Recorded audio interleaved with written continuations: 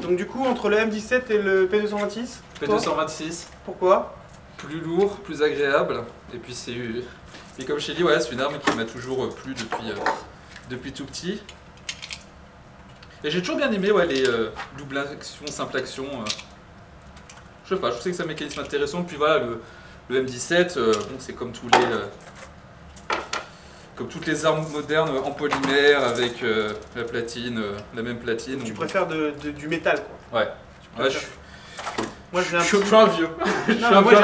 J'ai un petit faible pour le M17, déjà la couleur, ouais. Le sable et forcément le look plus moderne. Ouais. Et après le poids de détente et le lâcher qui est extraordinaire je trouve pour un percuteur lancé. Mais c'est sûr c'est pas le Glock. Bah, ça ressemble pas à un Glock, ça n'a pas le feeling d'un Glock. Donc déjà ça change, c'est pas non plus un CZ. En effet. Tu veux faire des séries de combien? Je sais pas, j'ai mis 15 cartouches là. Ok, ouais. C'est un chargeur complet. On va faire ça. On peut en mettre 17 mais j'ai mis 15 cartouches. On va essayer de faire le meilleur score. On va essayer. On va essayer. Et moi ce que j'aime bien dans le M17 du coup c'est qu'ils viennent directement avec l'usinage pour le point rouge. Oui. Parce que là, est-ce que tu as déjà tiré avec une arme de poing avec un point rouge? Jamais. Et du coup, il y a un vrai intérêt. Parce que quand les gens ils ont des lunettes, ils voient mal les organes de visée par exemple, et bah du coup ça aide. Et après en termes de précision, avec une arme de poing, tu peux facilement aller à 100 mètres et être très précis facilement. Bah, le truc qui va être sympa en fait, c'est que je pense justement avec l'adoption du M17 et des armes justement sur lesquelles on peut mettre des viseurs point rouge, ça va être démocratisé. C'est vrai, ça va généraliser les optiques sur les armes de poing parce que c'est un peu c'est un peu le futur. C'est un peu le futur et c'est un peu la dernière évolution. On est d'accord. Des armes légères avant un truc vraiment disruptif. Bah écoute, c'est quand tu veux. On est parti. On prend son temps. Hein.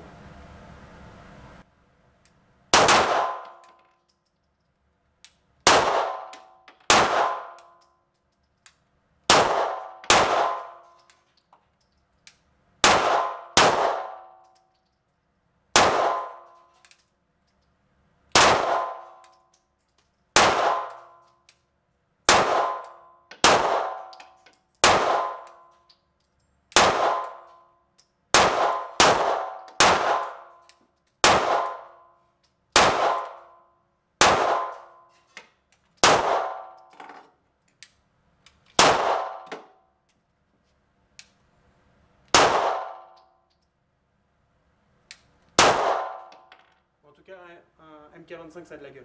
Ah bah ça, j'avoue.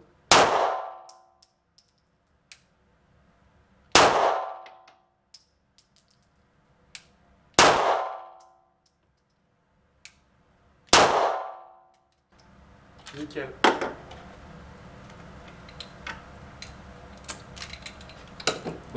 Bon, bah... On va aller voir la cible. La surprise, je sauverai ça au montage. Non, il n'y a pas de problème. Après, tu tires pas beaucoup. Oui. Ça, c'est qu'il faut que les gens sachent. Et justement, c'est ce que tu as dit hors caméra. C'est qu'à chaque fois que tu as tiré, enfin 2 tiers voilà, de tes tirs, c'était filmé. Exactement. Donc c'est normal que tu n'aies pas, entre guillemets, les fondamentaux d'acquis. Parce que tu t'appliques pas forcément sur le tir, c'est plus la manipulation de l'arme. Et tu les manipules bien les armes, donc c'est bon.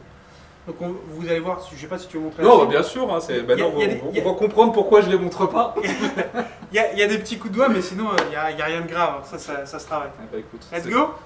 C'est parti. Donc du coup, par rapport à ta prise de visée, bah, tu vises là évidemment, ouais. Tu as compris.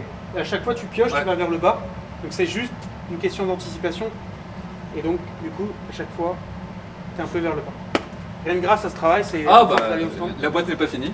La boîte n'est pas finie. Moi, c'est la première que j'ai mise. Ouais. Donc tu vois là, c'est l'échec total dans ma tête. Et après, c'est le groupement que j'ai fait. Je suis allé un peu plus vite en termes de cadence parce que j'ai plus l'habitude. Mais ce que je trouve incroyable avec le M17 par rapport à par exemple le P226, MK25, c'est la manière dont la détente elle casse. Donc elle est très lourde, je suis d'accord. Oui. Par contre, elle casse net. Je suis d'accord avec toi. Et je n'arrive pas à déterminer si c'est un avantage ou un désavantage parce qu'il y a plein de novices qui arrivent à très bien tirer. Et on va dire il y a 50% qui tirent super bien avec, il y a 50% qui tirent très mal avec. Ok. Donc j'ai pas encore, je fais encore des petits tests pour savoir qui par exemple du SFP9 ou du Glock est mieux pour les débutants. Mais bon, M17 ça marche. Allez. Continue. On va recommencer. Et une autre chose aussi, c'est que je pense que tu as dû aussi connaître ça, c'est quand la plupart des séances de tir dans d'autres clubs que j'ai pu voir, c'est des séries de 5, donc c'est toujours bizarre de tirer plus. C'est pour ça que je t'ai posé la question. Après, ici, justement, quand on fait on va dire une formation, c'est pas une formation, mais quand on donne des conseils à des tireurs sportifs, on fait des séries de 5 sur une boîte de 50. Justement, comme ça, les gens, ils font beaucoup de séries, ils manipulent beaucoup l'arme. Là, c'est vrai que si t'as pas l'habitude, ça demande de la concentration. Mais bon, ça reste fun. On est là pour le fun. Ça c'est clair. Un très bon exercice qu'on peut faire avec le P226, avec le MK25, c'est que tu as le décocking. Oui. Donc en fait, au début, justement, pour s'habituer à bien travailler la détente, c'est que tu tires une cartouche, donc tu es en simple action. Enfin, quand tu tires la culasse en arrière, tu es en simple action. Tu fais le décocking, là tu passes en double action, et à chaque fois, en fait, tous tes coups, tes 50 coups, tu les fais en double. Ok. Mais c'est très dur, justement, au début. Ouais, je pense que je ferai ça tout à l'heure. Déjà là, on va régler le problème des coups de doigts et le double action. Tu tirer une main. Tu tires une main. Une main? Ouais, moi je tire une main. Ok. T'as déjà tiré une main? Au 22. Bah vas-y, là tu vas le faire au 9 mm. Ok.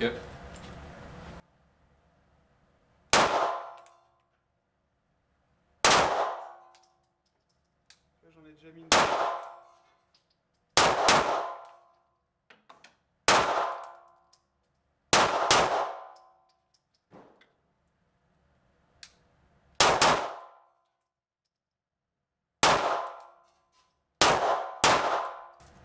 Nice.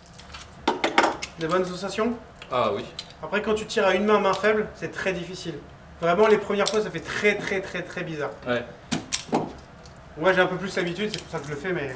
Déjà, tirer à une main, c'est un exercice compliqué, parce qu'on se rend pas compte, mais le fait que l'arme soit lourde, bah en fait, tu bouges encore plus. Tu fatigues. Voilà, tu fatigues beaucoup plus vite. C'est bien, ça fait faire un peu de sport.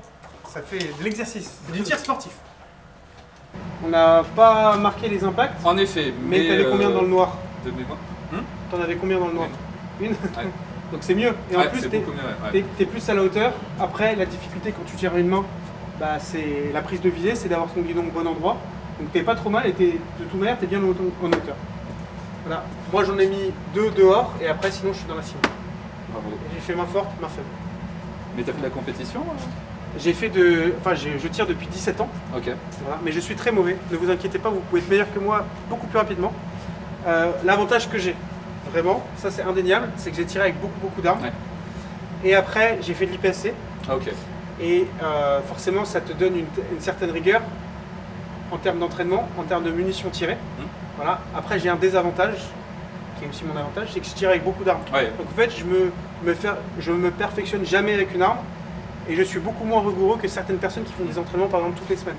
Là je tire, j'ai peut-être tiré hier, je tire souvent on va dire, mais je tire jamais avec les mêmes armes, je fais jamais un vrai entraînement. Okay. Donc et j'ai pas de coach non plus. En fait c'est moi qui coach les gens et quand je tire c'est vraiment comme ça à l'arrache. Okay. Donc même si l'expérience, le nombre d'armes que j'ai tirées, le nombre de munitions me permet de bien tirer, il y a des gens qui sont bien meilleurs que moi avec beaucoup moins d'entraînement. Bien sûr. Voilà. Mais franchement c'est pas négligeable ce que tu as fait. Tu t'es nettement amélioré par rapport à non, mais là, je l'ai senti, surtout qu'en tirant à bras francs, j'ai senti que j'étais plus surpris à chaque fois que le coup partait, ce qui est plutôt bon signe, évidemment. C'est ça, parce que tu te concentres plus sur la détente du coup. Exactement, et c'est pas... Ouais, j'avais tiré surtout 22 là, à une main, mais en soi, oui, 9 mm, surtout avec le SIG. Avec cette beauté du L45 plus d'un kilo, c'est pas méchant du tout. Tu veux essayer le M17? Allez, c'est parti. Ah bah tu m'as déjà chargé, c'est gentil. Tu as vu, c'est le service est ici à Vissou, incroyable. Vous arrivez, les chargeurs sont garnis, la cible est déjà pleine de trous, c'est incroyable. Et en plus on rigole et on a le sourire, c'est quand même un avantage. Ça c'est parce que t'es à la caméra. C'est ça, après je fais la gueule. Tu vois là, le guidon il a bougé ou pas quand t'as appuyé? Un peu, ouais. Tu vois, tu bouges. C'est ce mouvement parasite qui fait que tu n'es pas forcément dans le noir à chaque fois. Mais tu vois, la détente, elle est dure, mais elle est cassante. Elle est très... C'est pas une détente match ou quoi que ce soit. Vraiment, c'est atypique. Mais... en fait, c'est la première partie qui est un peu... qui est pas terrible, qui est très molle. On sent qu'il se passe plein de trucs. C'est ça. Et ensuite, tu as ton point dur. Ouais. On essaye? C'est parti.